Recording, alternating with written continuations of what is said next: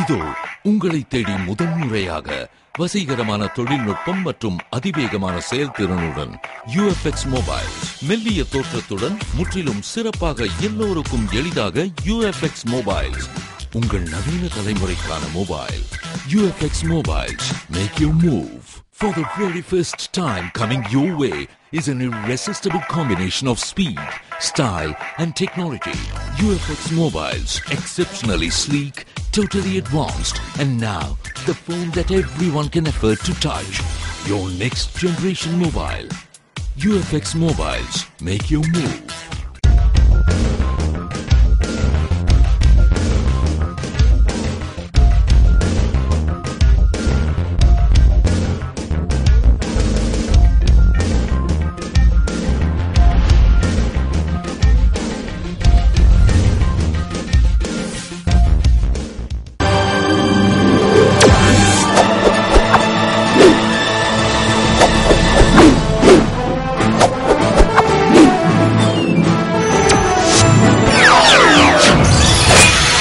நீங்கள் பார்த்துக் கொண்டிருப்பது AJK டிவியின் புதுவை மாலை.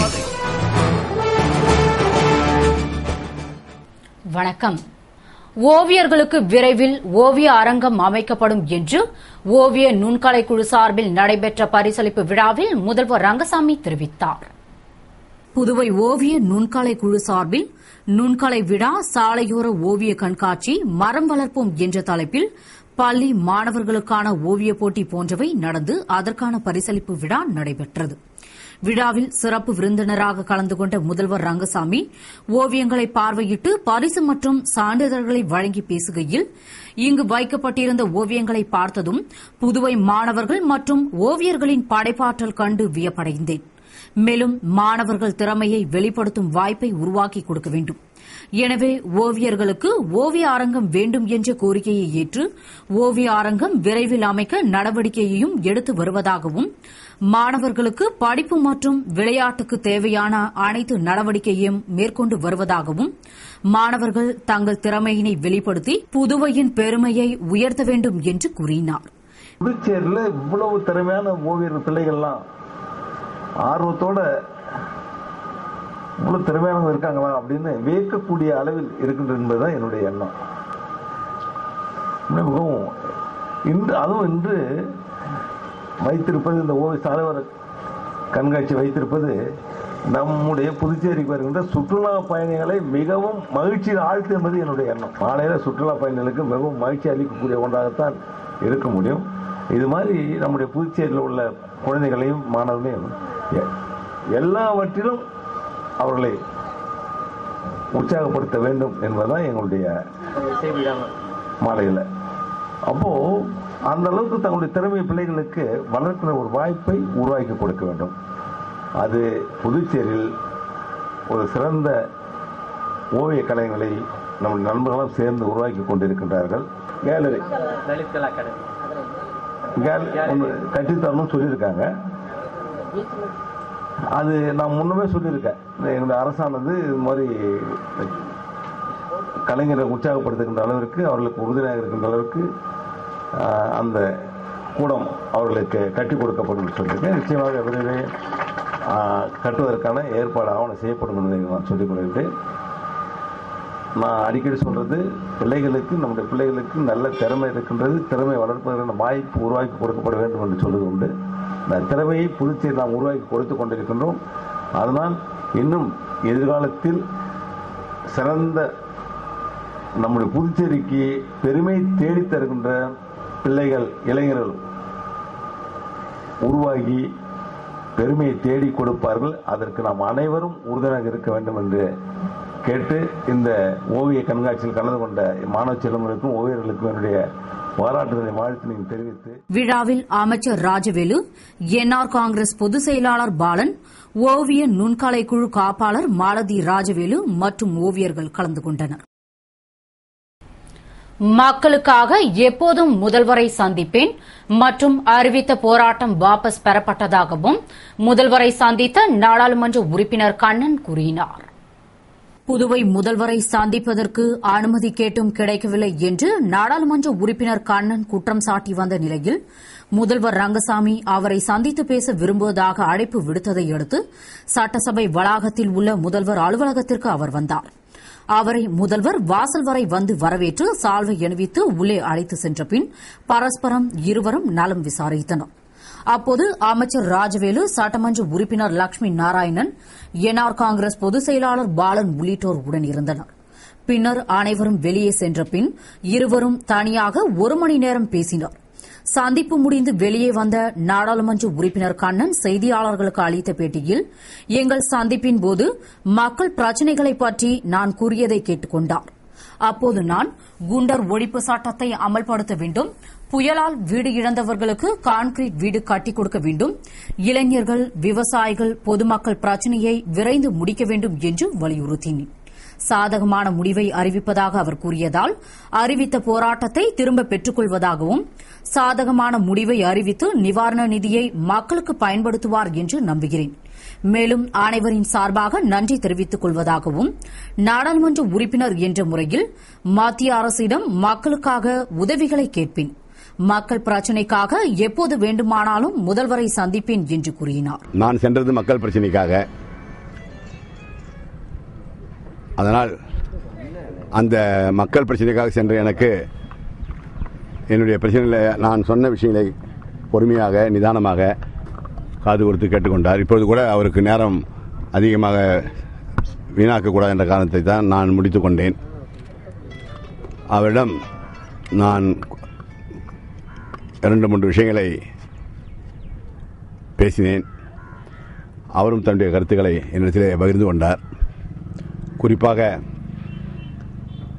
சட்டம் ஒழுங்கு பிரச்சனையை பற்றி நான் அவரிடத்திலே என்னுடைய ஆதங்கத்தை மக்கள் சார்பாக தெரிவித்தேன். இந்த குண்டர் ஒழிப்பு சட்டம், சமூக விரோதிகள் எதிர்ப்பு சட்டம் அதுவும் நடைமுறையில் இருக்கிற சட்டம்தான், அதை நிறைவேற்ற வேண்டும் என்று கேட்டுக்கொண்டேன். அதில் என்ன சொன்னார் என்றால், இவற்றையெல்லாம் நான் நிச்சயமாக சாதகமான முறையிலே ஒரு நல்ல முடிவை விரைவிலே அறிவிப்பேன் என்று என்னிடத்திலே கூறியிருக்கின்றார். ஆகையினால் முதலமைச்சர் மீது முழுமையான நம்பிக்கையை வைத்து அவருடைய நல்லெண்ணத்திற்கு மதிப்பளித்து நாங்கள் நடத்துவோம் என்று சொல்லியிருந்த போராட்டம் எதுவும் இப்பொழுதைக்கு இல்லை என்பதை உங்களுக்கு நான் சொல்லிக் கொள்கின்றேன். தரமான உணவு வழங்க கோரி புதுவை பல்கலைக்கழக மாணவர்கள் தொடர்ந்து 2வது நாளாக இன்று போராட்டத்தில் ஈடுபட்டு வருவதால் பல்கலைக்கழக வளாகத்தில் ஏராளமான போலீசார் குவிக்கப்பட்டுள்ளனர். இதனால் அங்கு பெரும் பரபரப்பு ஏற்பட்டது. மத்திய பல்கலைக்கழகங்களில் ஒன்றான புதுவை பல்கலைக்கழகத்தில் 10,000க்கும் மேற்பட்ட மாணவ மாணவிகள் படித்து வருகின்றனர். இங்கு தங்கி படிப்பதற்கு மாணவர்களுக்கு 9 விடுதிகளும் மாணவிகளுக்கு 7 விடுதிகளும் உள்ளன. மாணவர்களின் உணவுக்காக தனியார் நிறுவனம் மூலம் ஒப்பந்தம் போடப்பட்டு கேண்டீன் நடந்து வருகிறது. இந்நிலையில் நேற்று மதியம் மாணவர்களுக்கு வழங்கிய உணவில் புழுக்கள் இருந்ததாக கூறப்படுகிறது.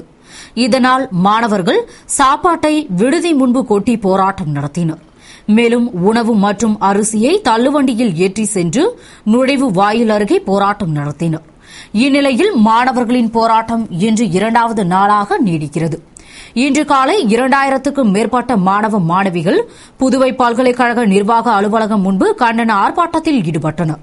நிர்வாக அலுவலகத்திற்குள் நுழைய முயன்ற மாணவர்களை தடுத்து நிறுத்தி நிர்வாக அலுவலகத்திற்கு போலீசார் பூட்டு போட்டனர். இதனால் ஆத்திரமடைந்த மாணவர்கள் நிர்வாக அலுவலகத்தின் ஜன்னல்கள், அறிவிப்பு பலகைகளை அடித்து நொறுக்கினர். இதனால் அங்கு பரபரப்பு ஏற்பட்டது. ஏராளமான போலீசார் அங்கு குவிக்கப்பட்டனர். இதற்கிடையே போராட்டத்தில் ஈடுபட்டுள்ள மாணவர்களுடன் பல்கலைக்கழக பதிவாளர் லோகநாதன் மற்றும் அதிகாரிகள் பேச்சுவார்த்தை நடத்தினர். அப்போது தங்களுடன் துணைவேந்தர் பேச்சுவார்த்தை நடத்த வேண்டும் என்று கூறினர். அதற்கு பதிவாளர் மாணவர்களை அழைத்து துணைவேந்தர் பேச்சுவார்த்தை நடத்துவார் என்று கூறினார். ஆனால் அதனை ஏற்காமல் தொடர்ந்து போராட்டத்தில் ஈடுபட்டு வருகின்றனர். புதுவை வைத்திக்குப்பம் வாலிபர் கொலை வழக்கில் குற்றவாளியான அவரது அண்ணனை கைது செய்து ஆயுதங்களை பறிமுதல் செய்ததாக எஸ்எஸ்பி சந்திரன் கூறினார். இது தொடர்பாக எஸ்எஸ்பி சந்திரன் கூறுகையில், கடந்த 9ஆம் தேதி முத்தியால்பேட்டை பார்த்திபன் அமுதன் என்பவர் தனது வீட்டில் குடியிருக்கும் தேவேந்திரகுமார் என்பவர் அடையாளம் தெரியாத நபர்களால் வெட்டப்பட்டு இறந்து கிடந்தார் என்று புகார் அளித்ததால் வழக்கு பதிவு செய்து நடத்திய விசாரணையில் சந்தேகத்தின் அடிப்படையில் சுற்றுலா பயணிகள் பிரெஞ்சு பள்ளியில் பயிலும் வடநாட்டவர்கள் மற்றும் அவரது அண்ணன் சுபாஷ் சந்திரா ஆகியோர் மீது சந்தேகப்பட்டு விசாரணை நடத்தியபோது சுற்றுலா பயணிகள் தேவேந்திரகுமாரின் வாழ்க்கையை குறும்படமாக எடுத்தபோது அவர் தான் பிரெஞ்சு ஆங்கிலம் சரளமாக பேசுவதால் தனக்கு சுற்றுலா பயணிகள் அதிகமாக வருகின்றனர் என்றும் தனது தாய் தந்தையரிடம் சொத்து கேட்டபோது மறுத்ததால் அண்ணனுக்கு தன்மேல் முன் விரோதமும் பொறாமையும் உள்ளதாக தெரிவித்திருந்தது தெரியவந்தது. இதனையடுத்து அவரது அண்ணன் சுபாஷ் சந்திராவை கைது செய்து நடத்திய விசாரணையில் அவர் ஒப்புதல் வாக்குமூலம் அளித்தார்.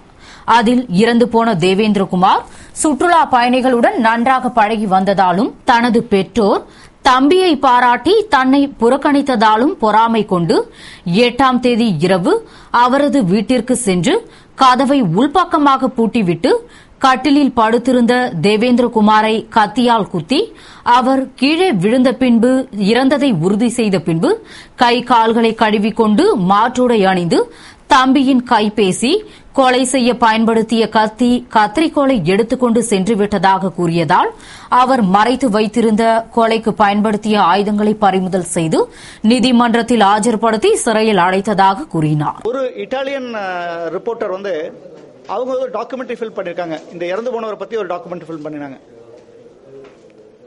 அந்த டாக்குமெண்ட்ரி ஃபில்ம்ல அவருடைய தன்னுடைய வாழ்க்கையை பத்தி சொல்லிட்டு இருக்கும்போது தனக்கு தன்னுடைய கூட பிறந்த அண்ணனாலேயே ஒரு பிரச்சனை இருக்கிற மாதிரியும் தனக்கு அவர் மூலம் தன்னுடைய உயிருக்கு ஆபத்து ஏற்படக்கூடிய வாய்ப்பு இருக்குது அப்படிங்கறத அந்த டாக்குமெண்ட்ரி ஃபில்ம்ல சொல்லிக்கிறது எங்களுக்கு தெரிஞ்சது. அதை கைப்பற்றி நாங்க அதை போட்டு பார்த்தோம். அது தெளிவா சொல்லுது. இவருக்கு ஒரு அண்ணனுக்கு பிரச்சனை இருக்குதுங்கிறத தெளிவா அவளுக்கு காட்டி கொடுத்தது. அது மட்டும் இல்ல அவங்க அம்மா கூட இந்த இறந்து போனவர்கிட்ட சொல்லிருக்காரு, நீ உன்னோட அண்ணனை பத்தி கொஞ்சம் ஜாக்கிரதையா இருக்கணும் அப்படி சொல்லிட்டு அவங்க கொஞ்சம் காஷன் பண்ணிருக்காங்க. இதெல்லாம் தெரிய வந்ததுக்கு அப்புறம் இவரை மறுபடியும் நாங்கள் விசாரணை பண்ணோம். விசாரணை பண்ணும்போது இவர் வாலண்டரியா ஆமா நான் தான் பண்ணாங்க, எங்களுக்கு ஒரு ப்ராப்பர்ட்டியில கொஞ்சம் தகராறு இருக்கு, நான் விற்கணும்னு நினைக்கிறேன், என் தம்பி வேண்டான்னு சொன்னா, அது மட்டும் இல்ல என் தம்பி ரொம்ப புத்திசாலியா இருக்கான், அதனால எனக்கு அவன் மேல கொஞ்சம் எரிச்சல் இருந்துட்டு இருக்கு அப்படி சொன்னாரு.